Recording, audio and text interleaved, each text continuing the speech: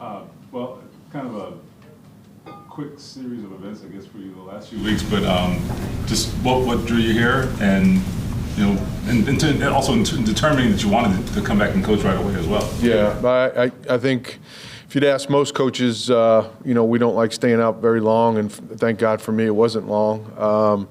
But great organization from ownership down, and know Shane and how he runs the team and his leadership, and Chris Ballard, how they've I've looked from afar and always appreciated what this place stands for. So I've been in this state for a long time. I coached at Purdue for a while, and so I've my kids grew up here. So it's a somewhat home for us. Did you have a prior relationship with Shane or Chris? Just through the coaching and competing against each other. Certainly we've always talked, and we seemed like wherever I was, whether it was Miami or Cincinnati playing the Chargers or the Eagles, going against Shane. So it's always a tough day. What will it mean for you? For you to put your stamp on this defense, what would that mean? Well, I think one of the things that we'll hang our hat on it will be, we're always going to try to be a smart, fast, and physical team. Those three things. You don't want to beat yourself in this league.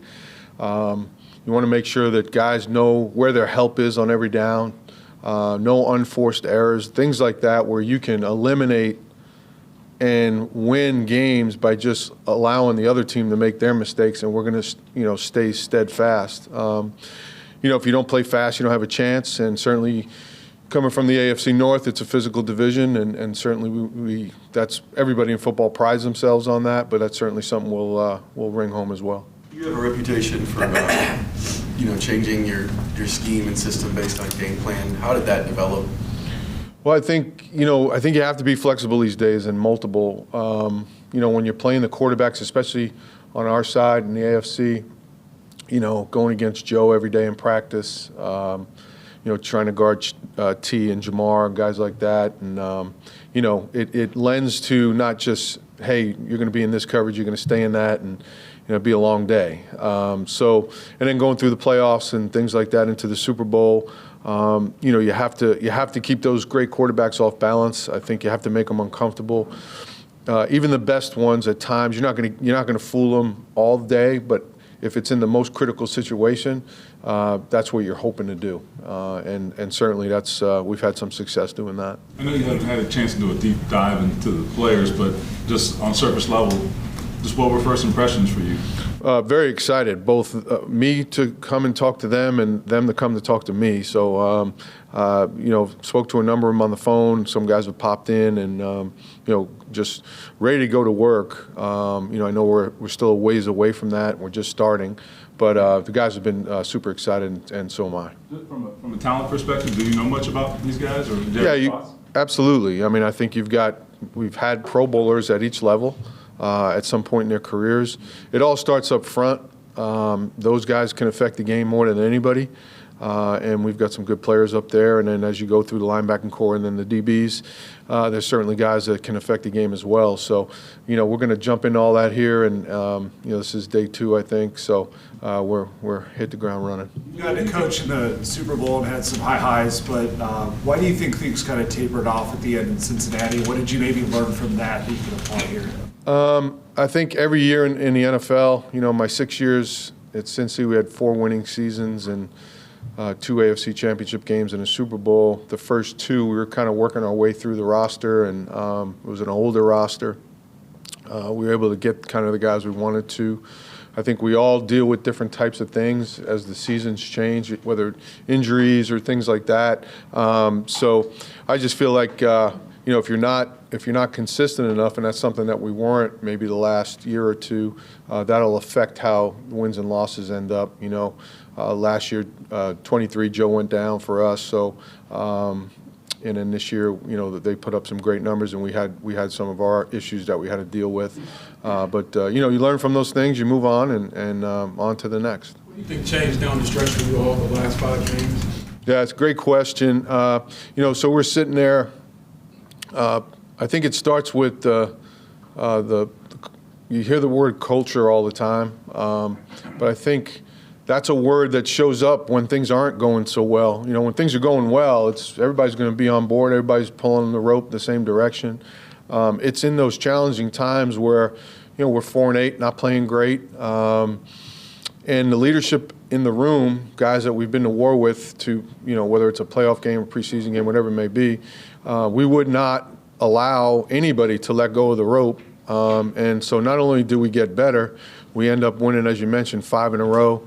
You know, beat 2 playoff teams, Denver and the Steelers, held the Steelers to under 200 yards in a game that we needed, they needed.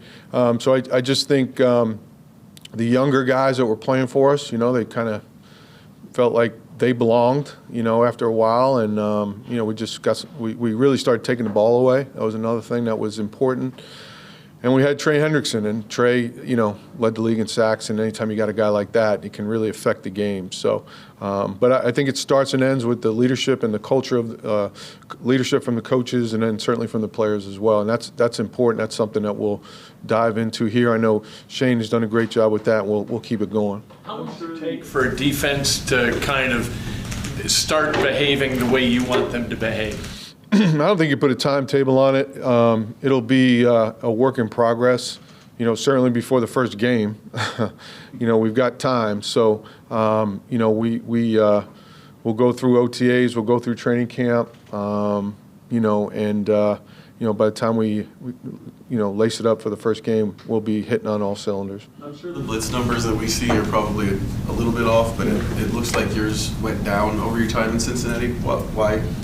That's just game by game. You know, it could be, you know, I like bringing Mike Hilton off the slot. We've got a guy that's very similar, Kenny Moore. And, you know, it depends on the situation and who we're playing, but no real specific reason for that. Is there a particular position group that needs to be like really strong for your defense to be at its peak? Well, I think I don't care what defense or what style you're playing. I think if you can hang your hat on, as I mentioned earlier, the guys up front, you know, and then certainly you always want guys that can process and be, you know, smart, forward thinkers and problem solvers out there. You don't want robots, you know, and that's something that we pride ourselves on is, you know, we're going to come to the sideline and we're all going to be working at this together. The guys are out there, so. You know, the linebackers talking to me, DBs talking to linebackers, you know, linebackers talking to D-line, and always trying to solve problems, always trying to fix what the issues are, and not just the coaches, the players too. That's a big part of it, and we'll talk to them that way. You are sort of somewhat game plan specific. What does that require from the players in terms of like being locked in and being on top of things? Well, I think it's just a matter of, you know, you're going to identify what the team does well, identify who the problem players are. You know, where's the great receiver and what do we got to do to slow him down?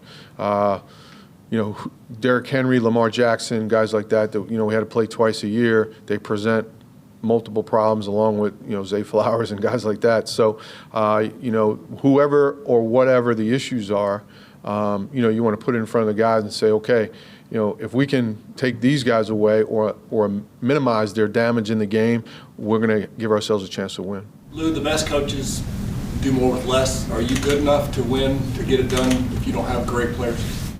I mean, I think every coach would say, you know, you want we're not out there making tackles and getting off blocks. You're going to have good players, that's for sure. But I know this, you know, this league these days, guys are in and out of the lineup for a number of different reasons. The rosters turn over.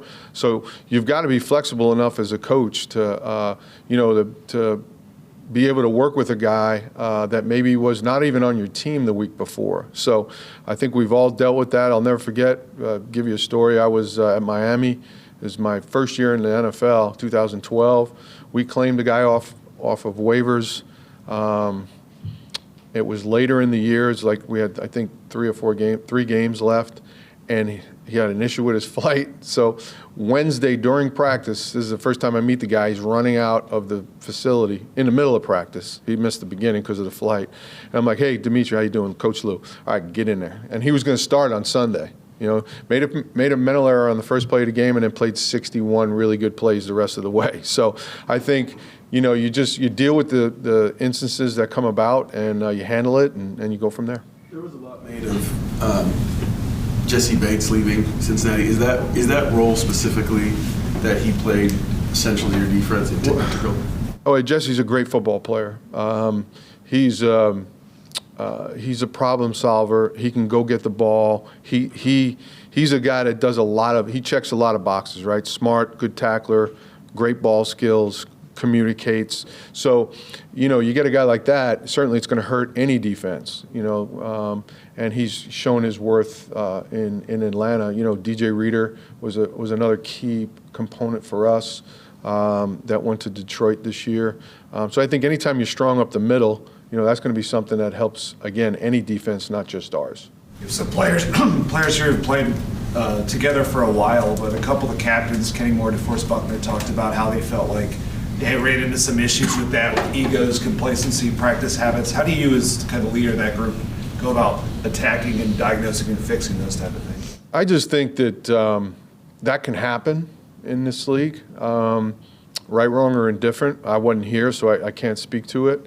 But I know this, sometimes a fresh start for a coach or for players is a good thing. I know the standard of how we'll carry ourselves as coaches. You know, we ask these guys to be consistent as players. I'll stand up there in front of them and say the same thing I'm saying to you. I want you guys to be this. I don't want a lot of that. And they got to expect the same thing from us. So my standard is going to be that I'm up there and I'm going to be a truth teller. I'm going to tell them the truth. It's my job to say, yes, you're doing it right, or no, you're doing it wrong. And you know, that will happen, and it will happen to all of them. I don't care number of years in the league. I don't care. You know, it's just something that, you know, I've always believed in. And good players, great players, want to be coached. They want to know the truth.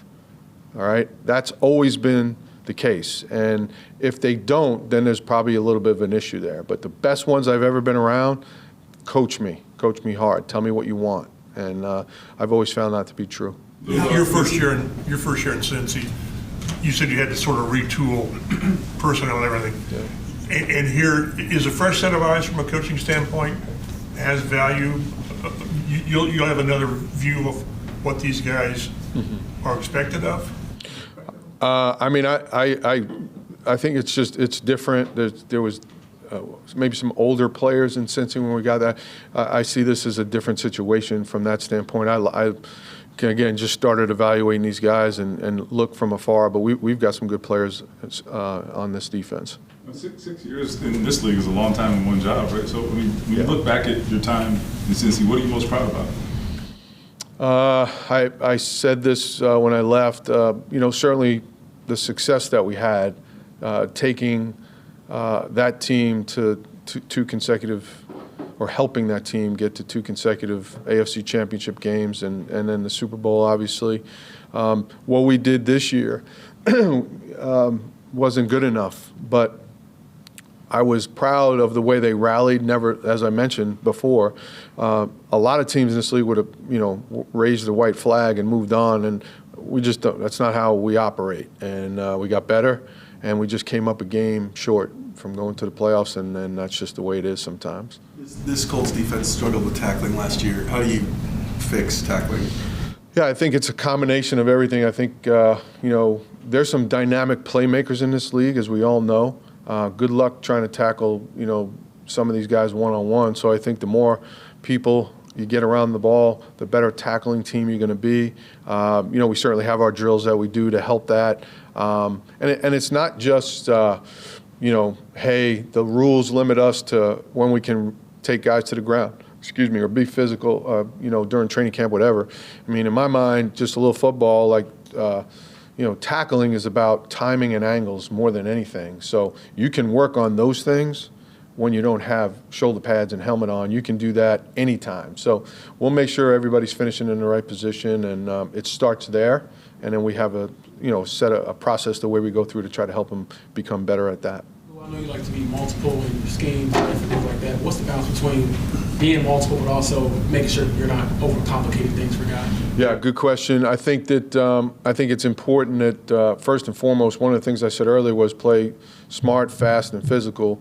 If they're hesitant because they're processing things, then they can't play fast. So we'll balance that. Maybe we're not going to be early as where we were, left off. But, after being with a group of guys for so long, this is a fresh start. But we got veterans in there too. Like we may call it X, they called it Y. There'll be some similarities.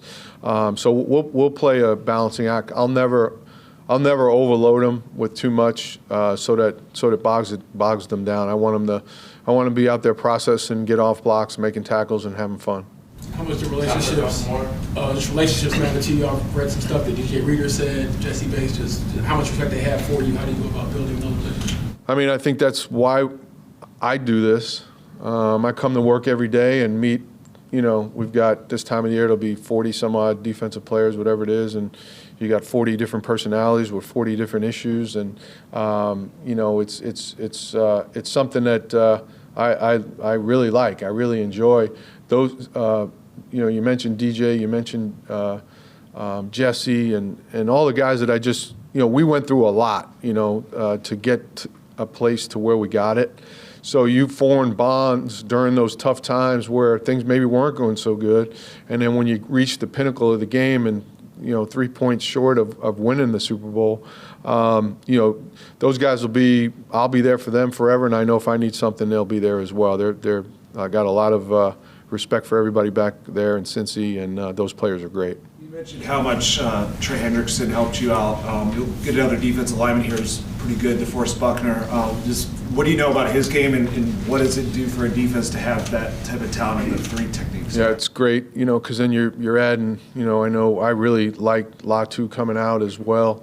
So you get a guy inside, a guy outside. There's other guys up there too that can affect it. But when you got an athlete inside, like Buck is, his length, knocking, the simple thing of just batting balls down up at the line of scrimmage, that's something that we really stress, because that's one more down that the ball's not going down the field. So, we're thrilled with him. He plays the run as well as he plays the pass. So, I'm excited to work with him.